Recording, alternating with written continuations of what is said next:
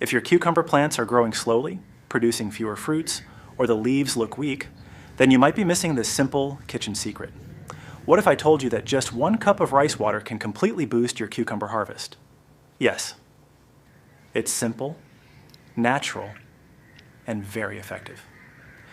Rice water is packed with nutrients like starch, vitamins, and minerals. These nutrients feed beneficial soil microorganisms, improve root strength, and help plants grow faster and healthier. Here's how to make it. Take 1 cup of rice and rinse it well with water. Collect that cloudy water. Don't throw it away.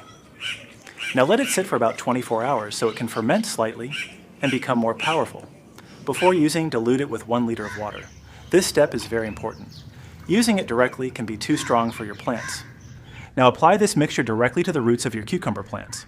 Use it once every 10 to 15 days, preferably in the morning or evening. Within a few weeks, you'll notice a big difference. Stronger vines, greener leaves, and many more cucumbers growing at the same time. Try this simple trick and watch your plants transform. Let me know in the comments if you grow cucumbers in your garden or in pots. And don't forget to like and subscribe for more easy gardening tips.